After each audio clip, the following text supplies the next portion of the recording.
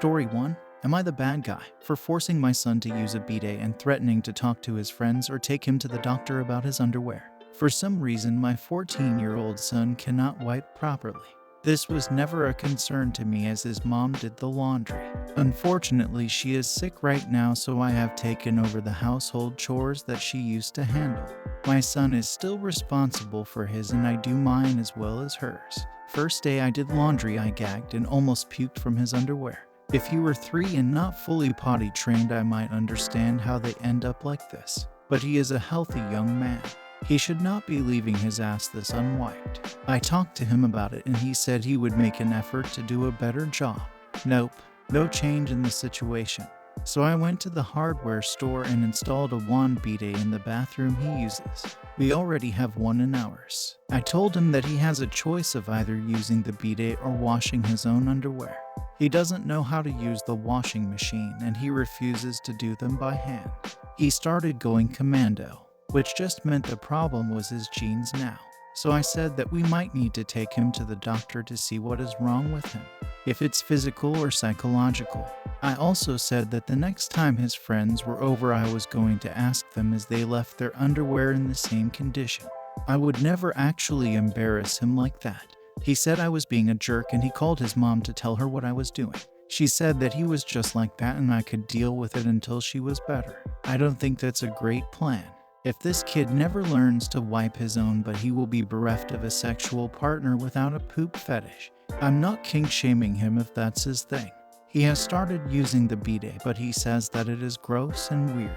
I said it was grosser and weirder for a 14-year-old to crap his pants every day.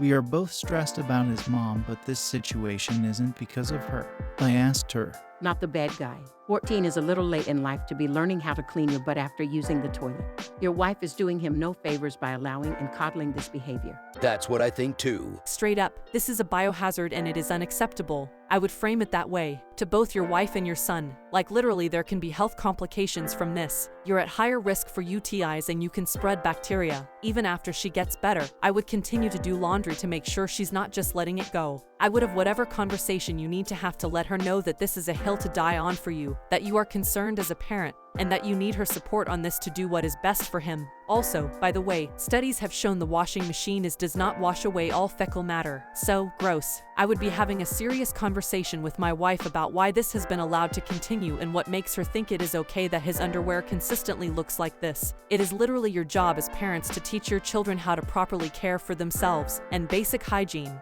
You can talk about how friends and girls or boys will be grossed out, sure, but I think we're beyond that. At this point, he's contaminating your damn furniture and putting his own health at risk. Tell your son straight, this is not like cleaning your room or taking out the trash. This is not a chore. This is a non-negotiable must-do for your health, and that you're sorry you and his mom were not on top of this sooner. Admit that it was an error on your part that it even got to this point. Because it was. But it cannot continue. I am a mandated reporter, and if I was made aware something like this was happening, I would be calling to arrange a wellness check and some education for this family. Refusing to clean up or regressing in terms of hygiene can be an indicator of sexual abuse. When discussing this with him, ask him if there is a reason he is having so much trouble with this. Is anyone making him feel uncomfortable? Is anyone approaching him or touching him who shouldn't be? A therapist is probably indicated. And a doctor, if nothing comes to light, go into the bathroom and show him how to wipe, how to rinse, how to check he is clean, how to clean in the shower. Tell him that if his underwear or clothes continue to look like this, that you will begin checking to make sure he has wiped.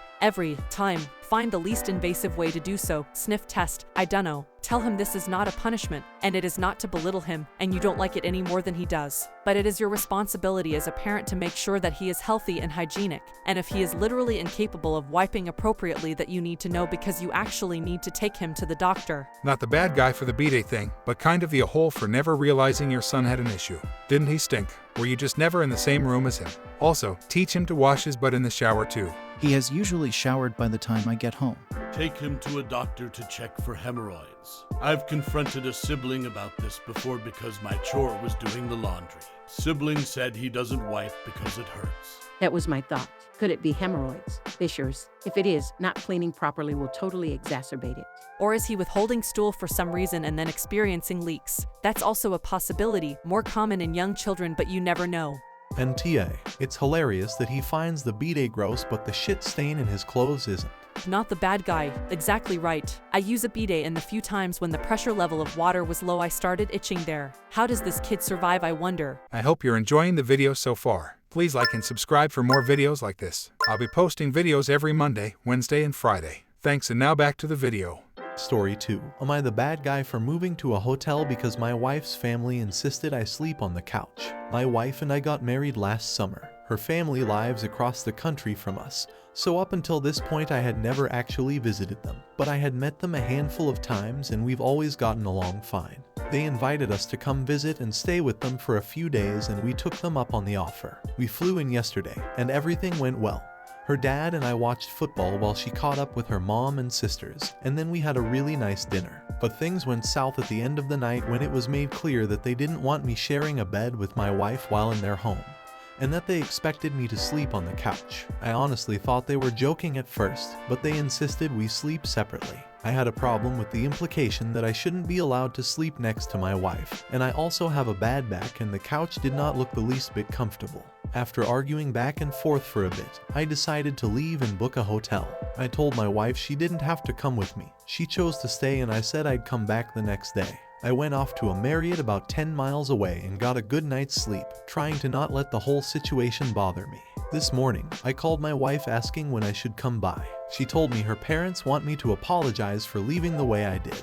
I told her that I'm willing to apologize to keep the peace, but they need to acknowledge that it wasn't appropriate to insist I can't share a bed with my own wife. She said she'd talk to them and call me back. About 10 minutes later, I hear back from her, and she tells me that not only will they not apologize for it, they are now insisting I need to come back and stay on the couch for the rest of our visit. And if I don't agree to this, I'm not welcome back in the house. I'm pretty livid at this point. I told her that there's absolutely no chance that I will do that, and I am no longer willing to offer any sort of apology. My wife's sisters are now bothering me, saying this is just the way their parents are, that my wife is very upset, and that I need to just give in and stay on the couch for the rest of the trip before this turns into some sort of family feud. From my perspective, I don't care what they think and I'm willing to treat the rest of this trip as a solo vacation. Go sightseeing and meet my wife back at the airport at the end of the week. Am I the bad guy? Not the bad guy. Your in-laws are abhorrent hosts. It's their house, their rules, and their rules are stupid. Rather than fighting a pointless battle, you set a clear and valid boundary, and they chose to take offense to it. They want you to stay on their couch because it's a power play. You staying in a hotel takes that power away, and they can't handle it. The fact that your wife doesn't have your back on this is a giant red flag. Good luck. I just saw a similar story like this on Petty Revenge. Wait until they come visit you, offer them a place to stay, then insist your father-in-law sleep on the couch. Your house, your rules. This is bizarre. What reason was given? The fact your wife stayed behind is not a good sign. The fact she is saying you need to apologize makes it worse. There is a good possibility her family will always be a negative factor in your relationship and she will choose them over you every time. I guess a small blessing is that it's good you've learned this now, and especially before having children. I applaud you for treating this as a solo vacation and meeting your wife at the airport. You are being the bigger person. Wife needs to explore her relationship with her parents and set some serious boundaries moving forward. You are not the bad guy, but her parents are, and depending on your wife's next few actions, she may be as well. Update. Wow, I didn't expect this post to blow up the way it did. Thanks for all the responses and awards. I took the advice of one of the posters here to ask my wife and her sisters to meet me for dinner apart from their parents. It was interesting to say the least. After we sat down, I leaned into them a bit about what had happened. I asked my wife if she knew her dad was going to demand we sleep separately, and she said she was surprised by it as well. She'd expect that if I were still just her boyfriend. But we're married now. I then asked them all if they thought it was okay for their parents to act the way they did. They said it wasn't, but they know their father and it's best to just let things like this go. This led to a somewhat uncomfortable conversation about how controlling he can get, how he angers easily when he doesn't get his way, and that he was already throwing a fit over me disrespecting him by leaving. The reason they were all trying to get me to come back and apologize was because he would find some way to make them all miserable for the rest of the week if I didn't. I told my wife I was really disappointed that she wouldn't side with her husband when I was clearly in the right, and she went sort of quiet. I then asked if they thought this was even about house rules, because it seemed more like their dad was just trying to show me who was in charge. They agreed. Up to this point I had really done everything I could to not escalate this situation. But I started to get really mad that they were also afraid of how their dad would react. I decided I needed to push back a bit. I know my wife was mainly here to spend time with her sisters who she rarely gets to see. So I told them all I was going to move to a hotel by the beach about an hour away in San Diego for the rest of the week, and I'd book a second room for them if they wanted to all join. They don't get to go on trips much, so I figured they'd be excited to get a free vacation away from their parents. They know that their dad is probably going to freak out when they leave, but I think they realized this situation had gone too far, so they decided they would come and deal with the fallout afterwards. So that's where this all stands for now. I'm about to check out of my hotel and hit the road for San Diego. My wife and her sisters are coming down in a separate car after their parents leave for work. I fully expect their dad to throw a conniption fit when he finds out they left without telling him, but I really don't care at this point. I tried to be the bigger person at every turn, but he pushed this all way too far. Thanks again to everyone for all the insight. Story 3. Am I the bad guy for screaming at my pregnant fiancé for not helping me find my dog, who had run off? My fiancé, 28, is currently 5 months pregnant and has been both fatigued and nauseous lately. I get why she didn't want to help me look for the dog, but I can't get over the lack of empathy and bordering selfish behavior of this either. My dog, a 6-year-old healer plus corgi mix, runs off at least once a week. Usually my fiancé will help me find her, but it's not without protest. I honestly didn't even know how she was getting out of our fenced yard, so I installed cameras and found that she was scaling the 8-foot fence. I ended up attaching spinners to the top of the fence thinking that would solve the issue, but it didn't. I brought her out today and was playing with her when my phone rang. I was inside just long enough to grab my phone and my dog had gotten out. I immediately went in search for her, thinking she couldn't have gotten far, but I couldn't find her anywhere, so I went back to the house and asked my fiancé, who was curled up on the sofa, to come help me. She immediately said no. She said she was tired of chasing the dog, that she isn't dealing with it anymore, and that I should have been out there watching her. I explained to her that I had been watching her and simply stepped away for 0.2 seconds to grab my phone just inside the sliding door, and she had escaped. She again said it wasn't her problem and she's not exhausting herself anymore to search for my dog. I won't even say it was unexpected because, as I said, in the past she has always had a problem with helping me search, but she's never said no. She just complained about it. At first I went and searched myself. After maybe a half hour I came back and asked her again to come help me, and she snapped. I said no. I am so tired of chasing the dog around multiple times a week when I'm already exhausted and throwing up constantly. I was panicked and unleashed some yelling, which involved me telling her she was an annoying person who lacked empathy, and that I was thoroughly disappointed with my decision to be with someone so heartless. It was out of pure fear and panic on my part, and I did apologize later, after I found my dog, but she said go screw yourself and won't talk to me. Am I the bad guy? Everyone is on my side except my sister, who says I'm a prick because it's not my pregnant fiancé's responsibility to chase around your dang mutt, and said she would have left immediately if her boyfriend ever said what I did to her. YTA, my dog, a 6-year-old healer plus corgi mix, runs off at least once a week. At that point, you are the bad guy for not training him better. Rehome him, he deserves a better owner. She is right, that is not an emergency, that is a habit. Why haven't you put a harness on the dog and put a leash on it? They make leashes that spin around so the dog can go multiple directions. This way, you can turn say and not worry about your dog taking off. And yeah, training. What the heck? You're the bad guy. Yep, my friend's husky is the ultimate escape artist, so now every time he goes out he's on a harness with a long enough lead that he can reach all the parts of the yard but not scale the fence. I get the frustration of having to modify your fence to prevent a super smart dog from getting out. But if the rollers aren't working, you have to come up with something else. Story 4. Am I the bad guy for kicking my stepson out of the house for smoking weed? I'm in Canada. It is perfectly legal. My stepson, Sean, is 18 and he is in university. He lives with his dad and I so he can go to school in our city. His mom lives on an acreage about 40 kilometers north of town, so that would be quite the commute. I didn't really want him in my house, but my husband insisted and promised me that Sean would behave. He would clean up after himself and he would not cause me any problems. He isn't a bad kid. He does his chores and keeps to himself mostly. He had some trouble with staying up late and being disruptive when he got here last summer, but we got that sorted out. My husband and I have a 3-year-old daughter. Sean is friendly with her and has babysat her a few times. The problem is he smokes so much weed. I'm honestly surprised he isn't failing out of school.